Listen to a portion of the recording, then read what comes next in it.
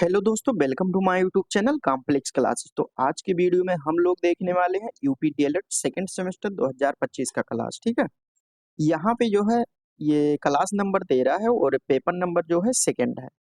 आज के टॉपिक के अंतर्गत हम लोग देखने वाले हैं सर्व शिक्षा अभियान ऐसे जो कार्यक्रम है। ठीक है, इसका जो टैग था सब पढ़े सब बढ़े। उसके बाद में हम देखेंगे संपूर्ण साक्षरता अभियान टीएलसी के बारे में, और उसके बाद में विद्यालय शिक्षा की तैयारी और स्कूल रेडीनेस कार्यक्रम के बारे में देखेंगे। ठीक है, तो इससे ज्यादा कुछ नहीं, इतना आप लोग पढ़ लीजिए। इसमें जो है आप लोगों के ये क्वेश्चन के साथ साथ जो है इसमें टॉपिक के साथ साथ यहाँ पे इसको भी शामिल किया गया है कि प्रीवियस ईयर क्वेश्चन जो है किस प्रकार के आपके एग्जाम में बना हुआ है। और इसका पीडीएफ और फ्री नोट्स प्राप्त करना चाहें तो आप लोग जो है टेलीग्राम चैनल से जुड़ सकते हैं। वहाँ पे फ्री नोट्स और उसके बाद में फिर पीडीएफ वगैरह सब कुछ वहाँ पे आप सभी लोगों को प्राप्त हो जाएगा। ठीक है, और क्लास का सभी अपडेट जो है आप लोगों को वहीं पर दिया जाता है।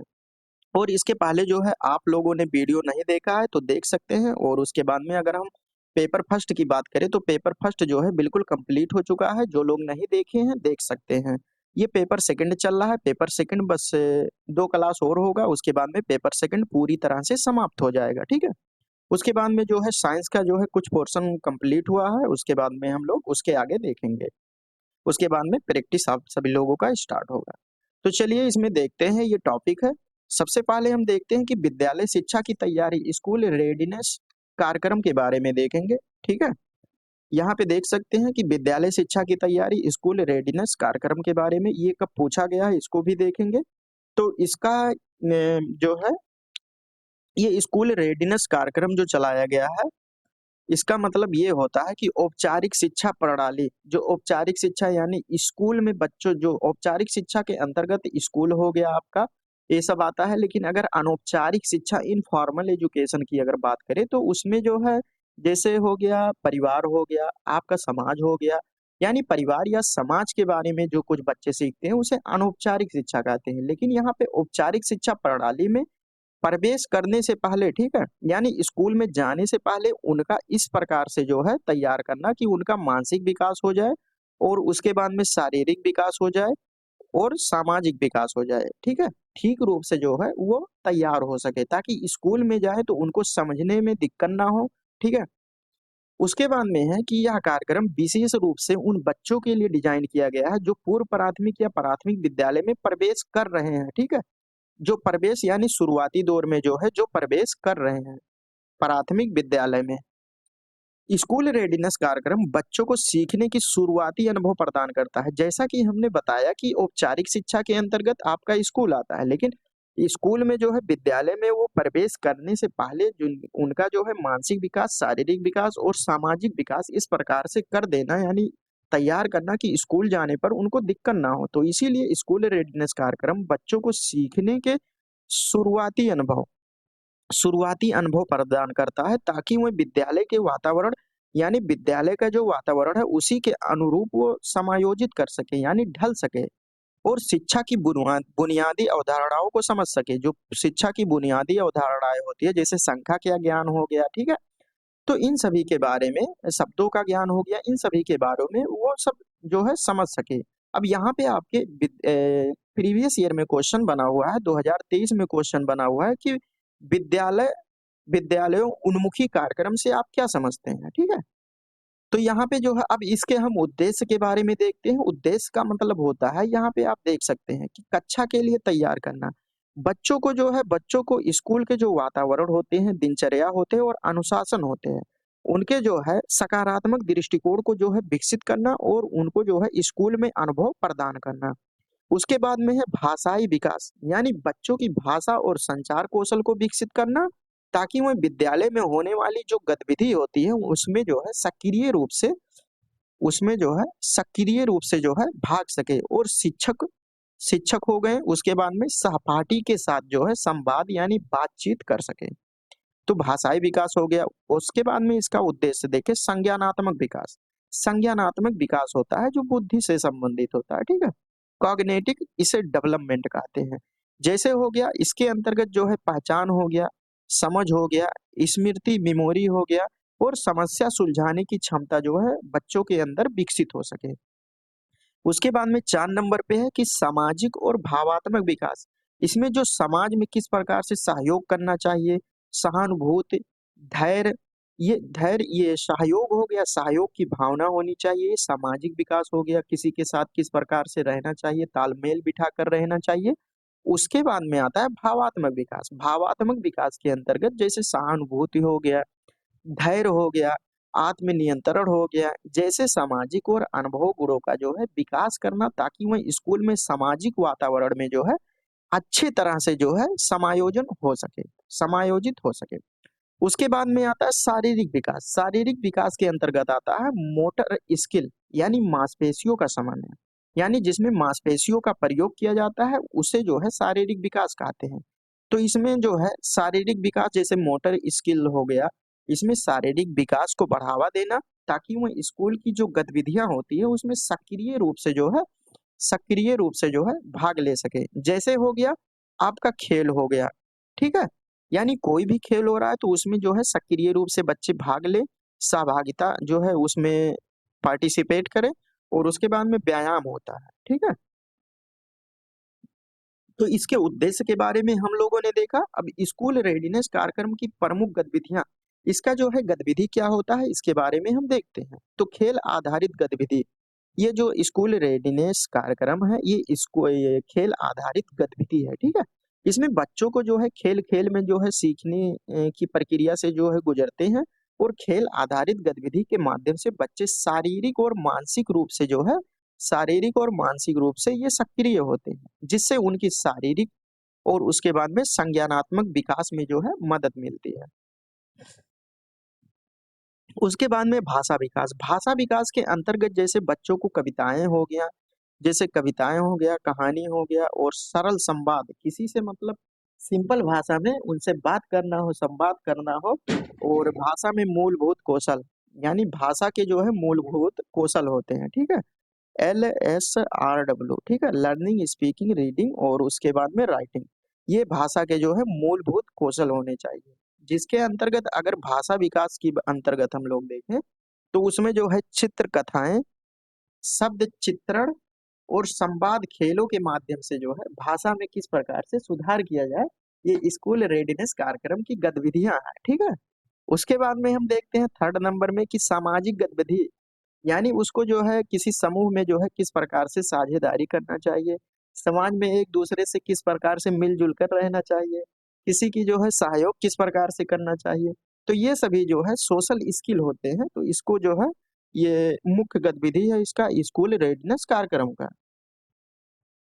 उसके बाद में देखते हैं सृजनात्मक कला। सृजनात्मक कला के अंतर्गत हो गया जैसे क्रिएटिविटी आर्ट। इसमें जैसे हो गया ड्राइंग, बच्चों को ड्राइंग बनाना आता हो, पेंटिंग करना आता हो, म्यूजिक, उसके बाद में क्राफ्ट हो गया, जैसे सृजनात्मक गतिविधियों को जो है बढ़ावा दिया जाता है, ताकि बच्चों के रचनात्मक कौशल के साथ-साथ उनका जो है भावात्मक कौशल ठीक प्रकार से हो। उसके बाद में हम देखते हैं संख्यात्मक कौशल। इसमें जो है ये मूलभूत जो बुनियादी अवधारणा है स्कूल का, यानी बच्चों के अंदर जैसे गिनती हो गया, उसके बाद में आकार हो गया, रंग हो गया, पैटर्न हो गया, कौन-सा आयत है, कौन-सा चतुर्भुज है, और उसके बाद में जैसे शब्दों के बारे में, तो ये सभी बुनियादी अवधारणाएँ होती हैं। इस पर ये स्कूल रेडीनेस कार्यक्रम जो है काम करता है, कि किस प्रकार से जो है बच्चों में इन सभी का जो है सुधार किया जाए।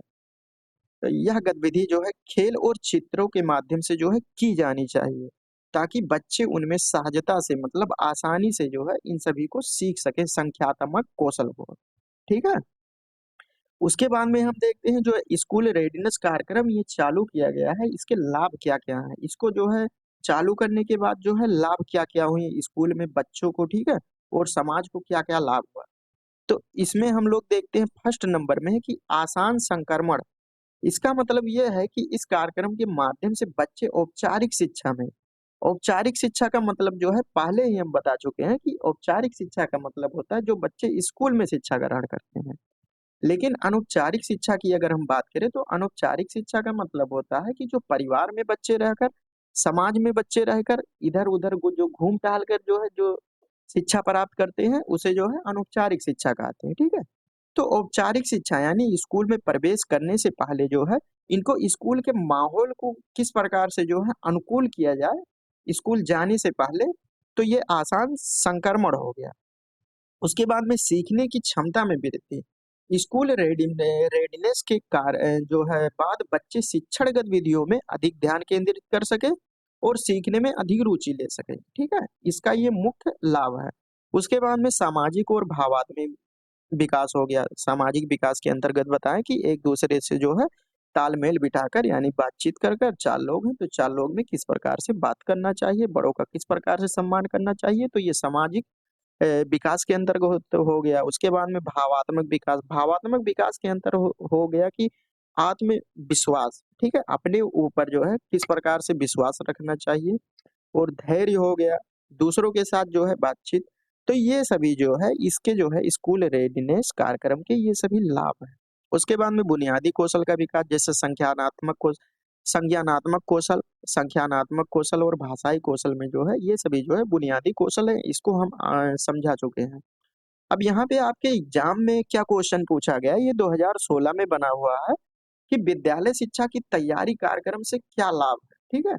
तो यहाँ पे आपका 2 नंबर का जो है क्वेश्चन इस स्लाइड से तैयार हो गया है, इस वीडियो से। अब उसके बाद में हम इसके आगे देखते हैं।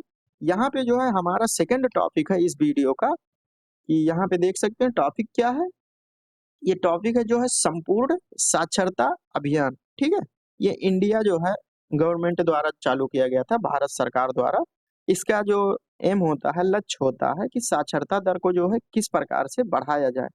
और ये मेन रूप से जो फोकस किया गया था कि इसमें जो है वयस्क के अशिक्षित जो लोग थे उस पे जो है ये फोकस किया गया था, ठीक है।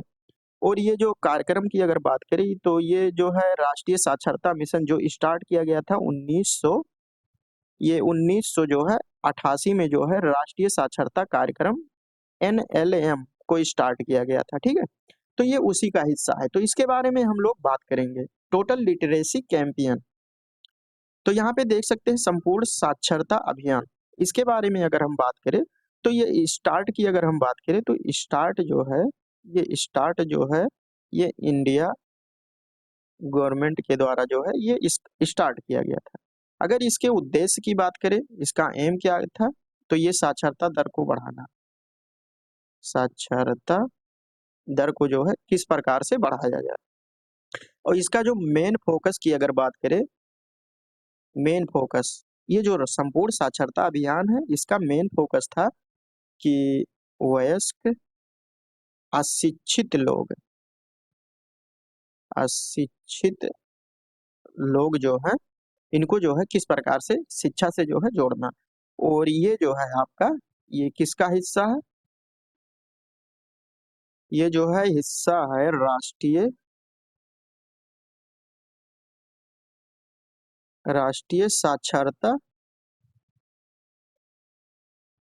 साक्षरता, एक मिनट क्या हो जा रहा है, राष्ट्रीय साक्षरता मिशन, ठीक है। जो कि ये राष्ट्रीय साक्षरता मिशन अगर आपके एग्जाम में पूछ ले कि इसको स्टार्ट कब किया गया था, तो ये 1900 जो है ये 88 में स्टार्ट किया गया था। इसके बारे में हम लोग जो है आगे वाले वीडियो में देखेंगे कि ये NLM क्या होता है, इसको जो है शॉर्ट फॉर्म में NLM कहते हैं और इसे जो है TLC कहते हैं, टोटल लिटरेसी और कैंपियन, ठीक है। तो इसके बारे में हम लोग जो है विस्तृत अध्ययन करते हैं। यहाँ पे जो है शॉर्ट में ये यहाँ से जो है क्वेश्चन आपके ऑब्जेक्टिव में जो है बन सकता है 1 नंबर का, तो इसको जो है आप लोग तैयार कर लीजिएगा। अब हम देखते हैं यहाँ पे इसके बारे में देखते हैं कि ये क्या है। संपूर्ण साक्षरता मिशन भारत सरकार द्वारा शुरू किया गया था, जैसा कि हमने बताया स्टार्टिंग में जो है बता दिया है ये सब। और जिसका उद्देश्य जो है साक्षरता की दर को जो है बढ़ाना था। इसका उद्देश्य जो है साक्षरता की दर को बढ़ाना था और सभी नागरिकों को बुनियादी पढ़ने लिखने, बुनियादी मतलब जो जोड़ना घटाना, अगर मार्केट में सब्जी लेने जाते हैं तो वहां पे उनको जोड़ना घटाना आना चाहिए, ठीक है। तो सभी नागरिकों, यहाँ पे ध्यान दीजिएगा कि सभी नागरिकों के लिए बात कर रहा है कि बुनियादी पढ़ने लिखने की योग्यता प्रदान करना। इस अभियान का फोकस जो है वयस्क अशिक्षित लोगों, विशेष रूप से जो ग्रामीण और पिछड़े वर्गों के लोग जो साक्षर बनाना है, ठीक है। यह कार्यक्रम जो है राष्ट्रीय साक्षरता मिशन NLM का हिस्सा है जो 1988 में शुरू किया गया था। तो इसको शॉर्ट फॉर्म में हम लोग जो जो है ये टॉपिक शुरू होने के पहले ही हम लोग बता दिए हैं। उसके बाद में यहाँ पे हम देखते हैं कि इसके जो अलग-अलग अथॉरिटी है जो रिस्पॉन्सिबल है कंपेन इसको जो है चलाने के लिए, यहाँ पे संपूर्ण साक्षरता अभियान में उत्तरदायी अधिकरण, ठीक है? यानी कौन-कौन जो है इसका हेल्प करता है, कौन-कौन चलाता है, 2022 में ये आया था। यहाँ पे राष्ट्रीय साक्षरता मिशन प्राधिकरण एनएलएमए नेशनल लिटरेसी मिशन अथॉरिटी यह साक्षरता अभियान का मुख्य निकाय होता है, ठीक है? जो शिक्षा मंत्रालय के अंतर्गत कार्य करता है। तो ये जो है इंडियन ये एजुकेशन मिनिस्ट्री के अंतर्गत आता है। उसके बाद में साक्षरता योजना क्रियान्वयन और निगरानी और मूल्यांकन ये करता है। राष्ट्रीय साक्षरता मिशन जो प्राधिकरण है, अथॉरिटी है, ये योजना का मूल्यांकन करता है, क्रियान्वयन करता है, किस प्रकार से जो है इसको लागू किया जाए। उसके बाद में निगरानी इसका करता है और मूल्यांकन करता है। उसके बाद में है राज्य साक्षरता मिशन, राष्ट्रीय हो गया, इंडिया लेवल पे हो गया, उसके बाद में यहाँ पे स्टेट लेवल पे हो गया, ठीक है? राज्य साक्षरता मिशन प्राधिकरण ये SLMA ये फुल फॉर्म आप लोग याद कर लीजिएगा, क्योंकि ऑब्जेक्टिव में जो है आजकल का ये है कि जो है क्वेश्चन से जो है फुल फॉर्म वगैरह पूछ लेते हैं। तो स्टेट लिटरेसी मिशन अथॉरिटी और ये नेशनल लिटरेसी मिशन अथॉरिटी है, ठीक है? तो ये जो है ये केंद्र पर, ये सेंट्रल लेवल पर हो गया, और उसके बाद में इसकी बात करें तो ये स्टेट लेवल पर हो गया। तो प्रत्येक राज्य जो है SLMA का गठन किया जाएगा। प्रत्येक राज्य में जो राज्य स्तर पर जो है साक्षरता अभियान को लागू करेगा, या राज्य में साक्षरता कार्यक्रम के प्रभावी क्रियान्वयन और प्रगति की निगरानी करेगा, ठीक है? उसके बाद में है जिला साक्षरता समिति DLC यानी डिस्ट्रिक्ट लिटरेसी कमेटी, ठीक है? यहाँ पे देख सकते हैं ये सेंट्रल लेवल पे, ये स्टेट लेवल पर, उसके बाद में ये डिस्ट्रिक्ट लेवल पर जो है इसको लागू किया गया। अब इसको लागू क्यों किया गया? क्योंकि जो है ये जिला स्तर पर जो है ये देखेगा कि संचालन करेगा और देखरेख करेगा, संचालन करेगा और देखरेख करेगा। समुदाय में साक्षरता कार्यक्रम को जो है प्रचार प्रसार करती है। उसके बाद में पंचायत, यानी यहाँ पे आप देख सकते हैं इसका क्रम क्या बना है कि सेंट्रल पे, उसके बाद में स्टेट में, स्टेट के बाद में डिस्ट्रिक्ट में, डिस्ट्रिक्ट के बाद में जो पंचायत होता है, ठीक है? तो इस प्रकार से ये क्रम आप लोग जो है ऊपर से नीचे याद कर सकते हैं। और उसके बाद में अगर पूछ ले क्रम भी, क्रम नहीं पूछेगा वैसे, IAS की परीक्षा नहीं दे रहे हैं आप लोग। पंचायत और स्थानीय निकाय, जो पंचायत होता है जैसे ग्राम पंचायत हो गया, नगर निगम हो गया, और अन्य स्थानीय निकाय जो होते हैं, इसमें सक्रिय रूप से जो है किस प्रकार से जुड़ सकते हैं, और ये जो योजना है इसको किस प्रकार से सुचारू रूप से चलाया जा सके।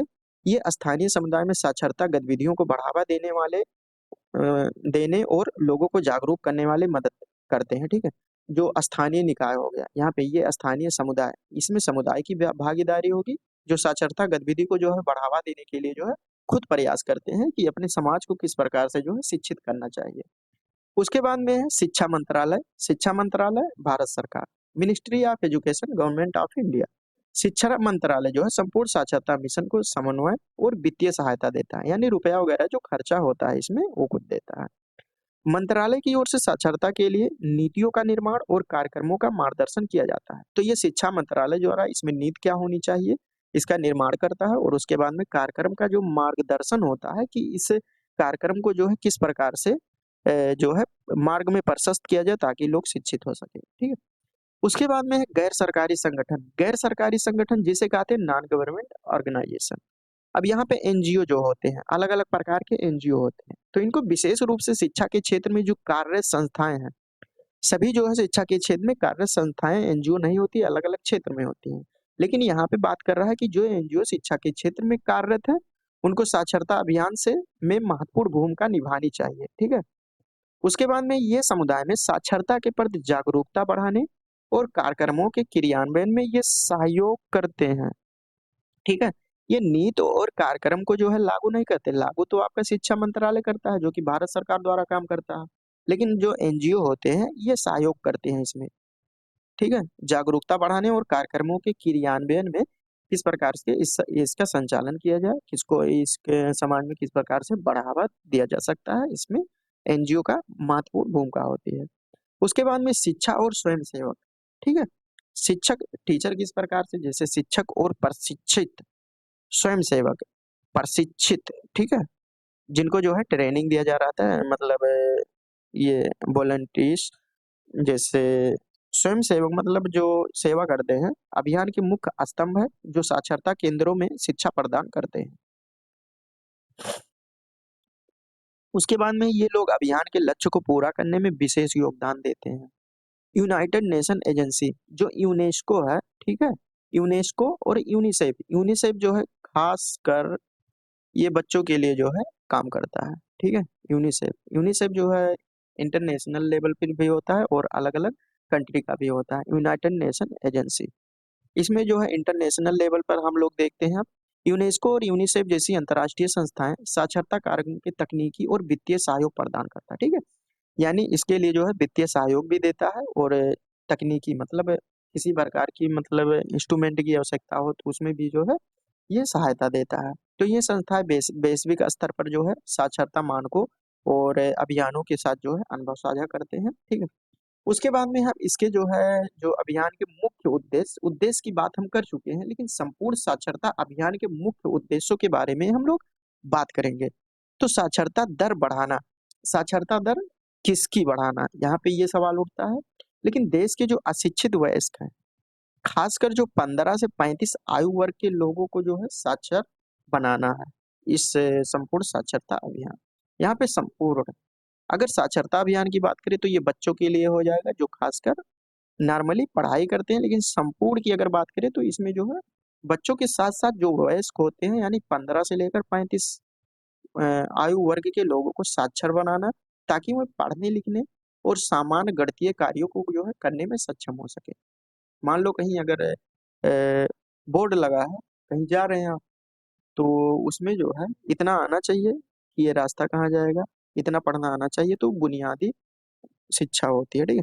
उसके बाद में हम सेकंड की अगर बात करते हैं तो सामाजिक जागरूकता, यानी सामाजिक असमानता, लैंगिक भेदभाव, जाति आधारित भेदभाव और सामाजिक बुराइयों के खिलाफ जो है किस प्रकार से इनको जागरूक किया जाए, इतना ये पढ़ाई कर ले कि जो है इनको जो है जागरूक फैलाना और लोगों की समाज में मुख्य धारा से जो है लाना है।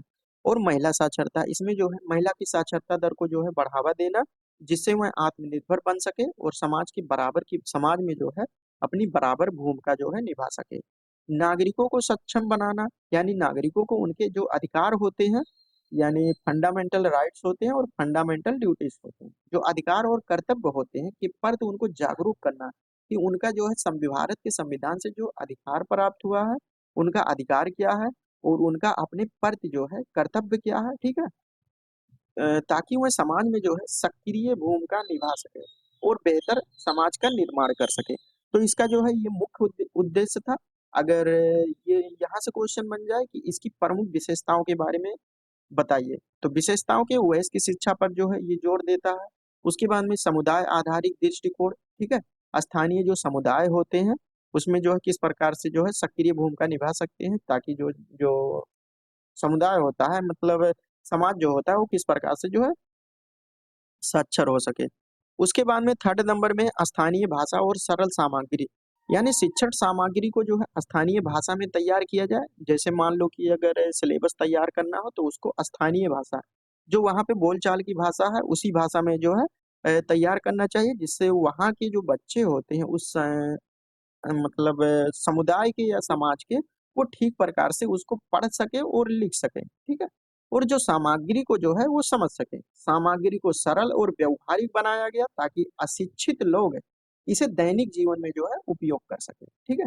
इसको जो है व्यवहारिक बनाया जाना चाहिए, क्योंकि अशिक्षित लोग जो है इसको ठीक प्रकार से दैनिक जीवन में उपयोग कर सके। उसके बाद में इसके अंतर्गत अगर गतिविधियों के बारे में देखते हैं तो यहाँ पे है पाठशालाएं और शिविर, जो ग्रामीण और शहरी क्षेत्रों में जो वयस्क के लिए साक्षरता पाठशालाएं होती हैं, जहाँ पे अध्ययन करते हैं और शिक्षा शिविरों को जो है आयोजित किया जाना चाहिए। और उसके बाद में स्वयंसेवी और शिक्षकों का योगदान, इसमें जो स्वयंसेवी होते हैं और टीचर होते हैं इनको जो है प्रेरक कहा जाता है। ये साक्षरता अभियान में किस प्रकार से महत्वपूर्ण भूमिका निभा सकते हैं। और उसके बाद में समाज आधारित कार्यक्रम, जैसे समाज आधारित कार्यक्रम के अंतर्गत हो गया, जैसे अलग अलग संगठन हो गए, एनजीओ हो गया, गैर सरकारी संगठन हो गया और पंचायती राज संस्था हो गया, ये किस प्रकार से साक्षरता को जो है जमीनी स्तर तक, ठीक है, जमीनी स्तर तक किस प्रकार से लागू कर सकते हैं। इसको विस्तार से हमने इसके प्रीवियस स्लाइड में जो है बात किया था। मीडिया और प्रचार। अब इसमें जो है मीडिया की भी अहम भूमिका होगी, जैसे प्रचार करने में जैसे रेडियो हो गया।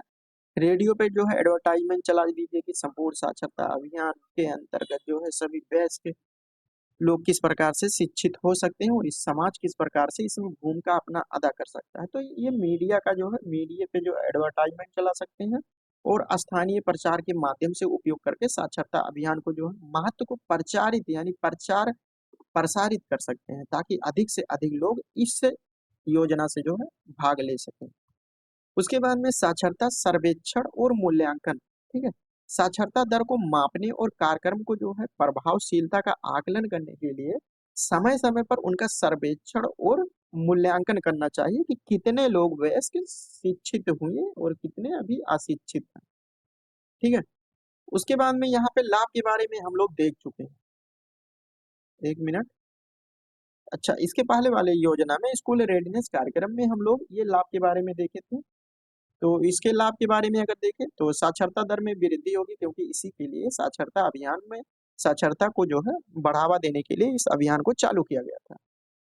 तो हजारों लोग जो अशिक्षित थे उनको जो है पढ़ना लिखना और सीखना, अपने जीवन को जो है किस प्रकार से बेहतर बनाया जाए, समाज को बेहतर बनाया जाए। ठीक है, घर परिवार को बेहतर बनाया जाए साक्षर करके। तो इसमें जो है साक्षरता दर में वृद्धि हुई है। उसके बाद में महिला सशक्तिकरण, इसमें जो है महिला शिक्षा पर भी जो है ये योजना जोर देता था।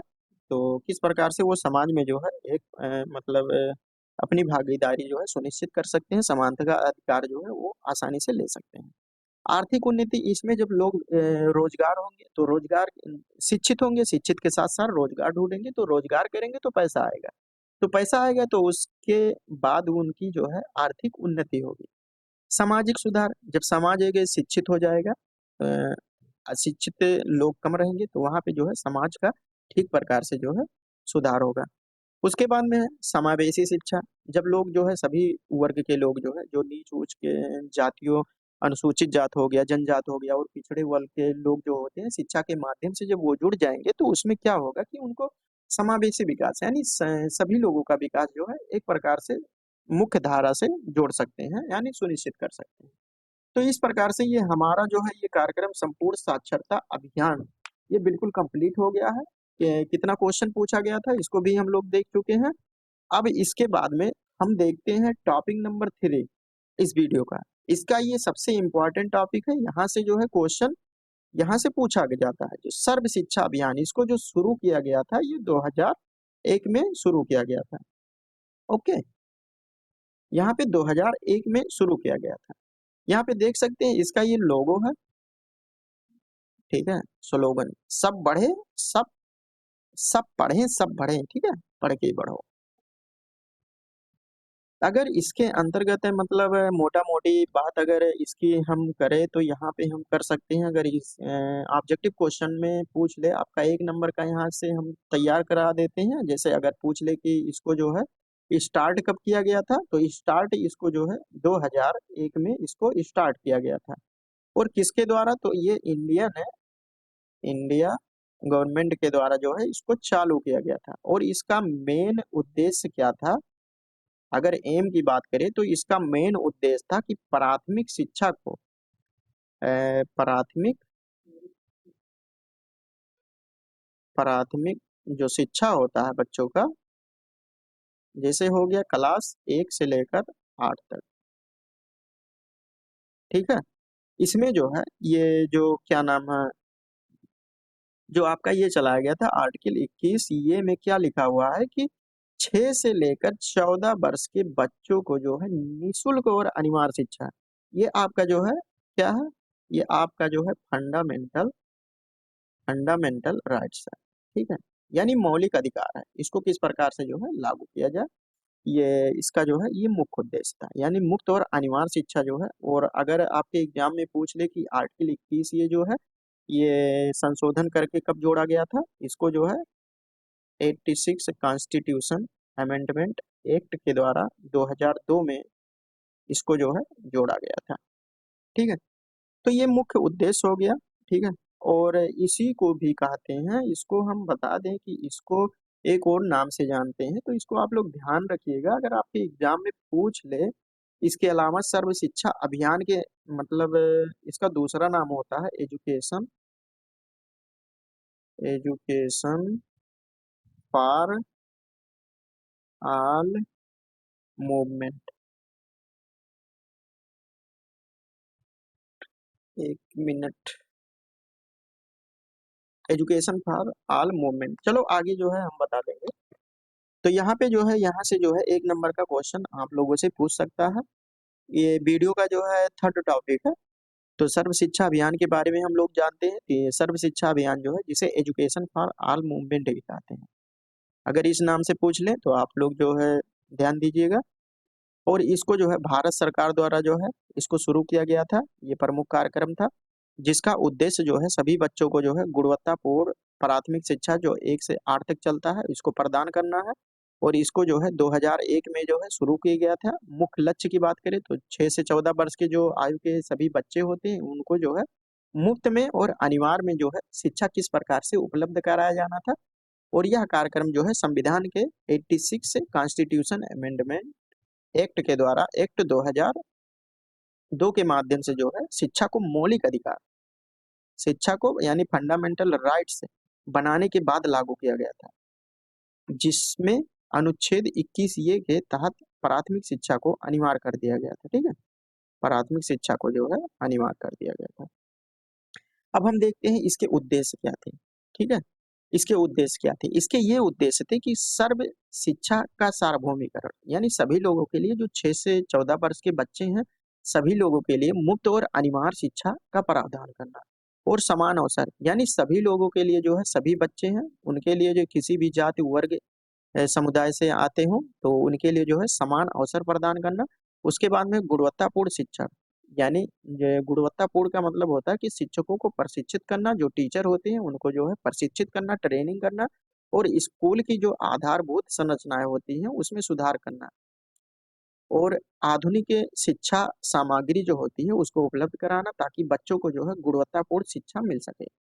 समुदाय की भागीदारी, इसमें जो है स्थानीय समुदाय को जो है शैक्षिक योजनाओं में शामिल करना चाहिए ताकि वह बच्चों के लिए बेहतर शिक्षा व्यवस्था सुनिश्चित कर सके और बच्चों के प्रति जागरूक हो सके। ठीक है, और यहाँ पे 5 नंबर है कि नामांकन और ठहराव, जो नामांकन एडमिशन होता है उसको जो है किस प्रकार से रोका जा सके कि बच्चों का एडमिशन जो है नामांकन को जो है बढ़ाना, स्कूल में बच्चों के एडमिशन जो नामांकन होता है उसको बढ़ावा देना।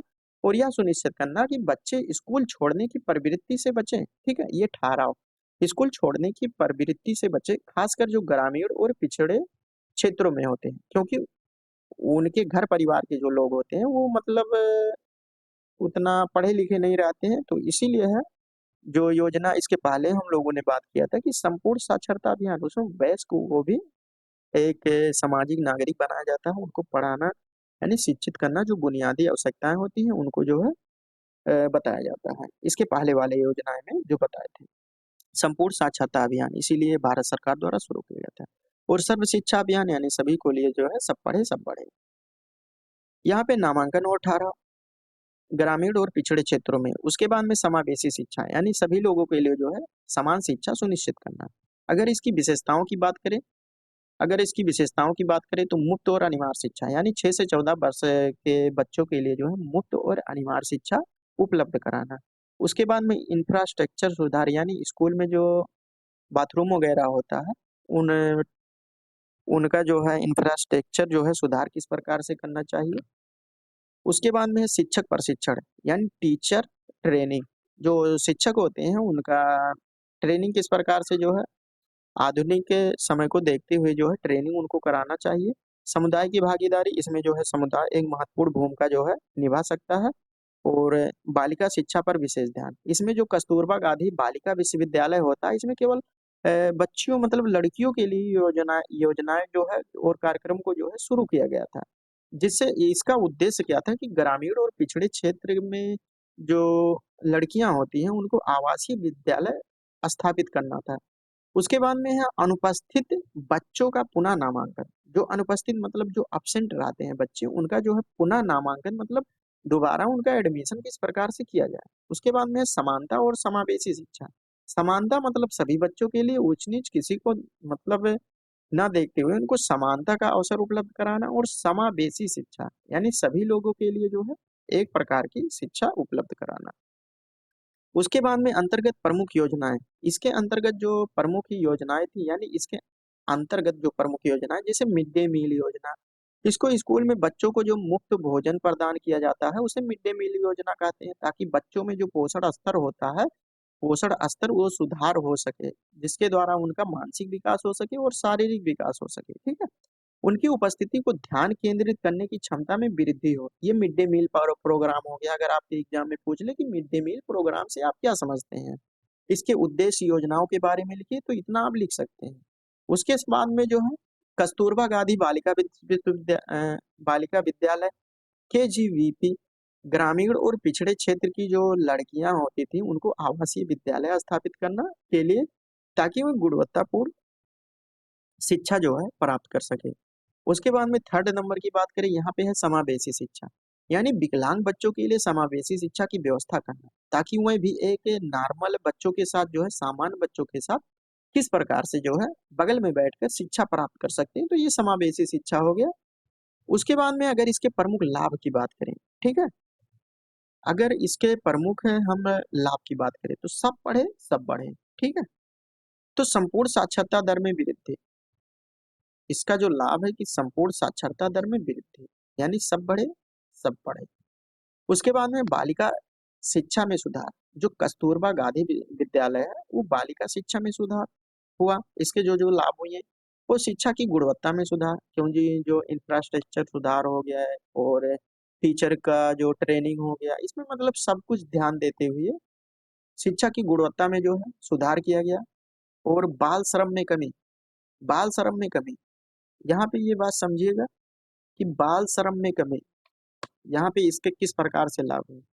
जब मान लो कि कोई बच्चा है, वो पैदा हुआ, उसके बाद में वो शिक्षा मतलब स्कूल से वो फ्री में एजुकेशन प्राप्त होता है, जो भारत सरकार के संविधान के अंतर्गत, भारत के संविधान के अंतर्गत आर्टिकल 21 ये में ये प्रावधान है, उसका मौलिक अधिकार है कि वो बच्चा जो है 6 से 14 वर्ष तक उसको मुफ्त और अनिवार्य शिक्षा दिया जाएगा। ये बात तो सभी को पता है। ठीक है, तो उसमें जब उसको फ्री में एजुकेशन मिलता है, जबकि मिड डे मील प्रोग्राम हो गया और उसके बाद में सर्व शिक्षा अभियान हो गया, यानी भारत सरकार स्टेट से सरकार द्वारा जो है ये सभी जो है बढ़ावा दिया जाता है मुफ्त में सब कुछ। ठीक है, तो उससे जो है बच्चे पढ़ाई करेंगे ठीक प्रकार से। ठीक है, अलग अलग जो योजनाएं आती हैं, तो उससे जब पढ़ाई करेंगे तो उनको रोजगार प्राप्त होगा। तो उसमें बच्चों को जो है जो कम उम्र में रहते हैं उनको काम नहीं करना पड़ेगा। इसीलिए यहाँ पे लिखा है कि बाल श्रम में कमी, जो बच्चे बाल श्रम में यानी बचपन में काम करते हैं उसमें जो है कमी देखने को मिलेगी। तो इस प्रकार से हमारा ये कंप्लीट हुआ। क्या क्या बात किया, सर्व शिक्षा अभियान के बारे में बात की, उसके बाद में टोटल लिटरेसी रेशियो, जो संपूर्ण साक्षरता अभियान होता है उसके बारे में बात किया, और उसके बाद में सबसे पहले तो बात की स्कूल रेडीनेस कार्यक्रम। तो इस प्रकार से ये हमारा जो है 3 टॉपिक कंप्लीट हो चुका है। इसके पहले वाले वीडियो में हम लोग क्या करते थे कि एक एक टॉपिक कंप्लीट कर देते। एक एक टॉपिक का मतलब है कि वहां पे जो है 10-15 मिनट का वीडियो बनता था और उसमें जो है छोटा छोटा टॉपिक होता था, लेकिन यहाँ पे हमने क्या किया है कि 3-3 टॉपिक को जो है एक वीडियो में जो है कंप्लीट किए हैं, जो कि बहुत अगर टाइम लगेगा तो 45 मिनट 1 घंटा का टाइम में जो है ये संपूर्ण विस्तृत अध्ययन हम लोग कर सकते हैं। तो यहाँ पे जो है इस प्रकार से कंप्लीट हो गया है। इसके बाद में 2-3 वीडियो और आएगा, उसके बाद में ये सेकंड जो आपका पेपर होता है ये पूरी तरह से बिल्कुल कंप्लीट हो जाएगा। उसके बाद में हम लोग साइंस पे साइंस का पेपर देखेंगे। साइंस का भी जो है कुछ पार्ट हो चुका है। अब यहाँ पे इसका अगर पीडीएफ आप लोग प्राप्त करना चाहें तो टेलीग्राम से जुड़ सकते हैं, वहाँ पे पीडीएफ हो गया। और उसके बाद में जो नोटिफिकेशन होता है और कंप्लीट नोट्स हो गया, तो पेपर 1 का जो है कंप्लीट नोट्स आप सभी लोगों को टेलीग्राम पे जो है प्रोवाइड कर दिया गया। वहाँ पे आप लोग जाकर जो है डाउनलोड कर सकते हैं। अगर वहाँ पे नहीं मिल रहा है तो आप व्हाट्सएप पर ग्रुप ज्वाइन कर लीजिए, वहाँ पे मैसेज करिए, पर्सनली आपको जो है सेंड कर देंगे। और फ्री पीडीएफ नोट्स, ये जो पीपीटी चल रहा है इसका जो है पीडीएफ प्राप्त हो जाएगा। और जब एग्जाम आएगा आपका तो प्रीवियस ईयर क्वेश्चन कराया जाएगा फ्री में। और उसके बाद में जो प्रैक्टिस होता है आपके एग्जाम पॉइंट ऑफ व्यू से जो है प्रैक्टिस कराया जाएगा। ठीक है, तो यहाँ पे इस बैच में, एग्जामरत बैच में, ये सभी सुविधाएं मिलती है जो आपके एग्जाम में जो है ठीक प्रकार से नंबर प्राप्त करने के लिए सब कुछ यहाँ पे उपलब्ध मिलेगा। तो आप हमारे सोशल मीडिया से जुड़ सकते हैं, टेलीग्राम, इंस्टाग्राम, फेसबुक पेज है, टेलीग्राम, यानी कहीं पे किसी प्रकार से दिक्कत होती है तो कहीं पर भी मैसेज करके आप सीधे संपर्क कर सकते हैं। तो वीडियो जो है ठीक लगा हो तो आप लोग लाइक कर सकते हैं, और अपने दोस्तों के पास जो सेकेंड सेमेस्टर की तैयारी करते हैं उनके पास शेयर भी कर सकते हैं। और अभी तक जो लोग चैनल को सब्सक्राइब नहीं किए हैं, सब्सक्राइब कर लीजिए और बेल आइकन को जो है जरूर दबाना, क्योंकि अगले वीडियो का नोटिफिकेशन अगर दबाए रहेंगे तभी मिलेगा आपको। ठीक है, तो चलिए दोस्तों, इसके आगे वाला टॉपिक हम लोग कल के वीडियो में देखते हैं। तो चलिए, जय हिंद, जय भारत।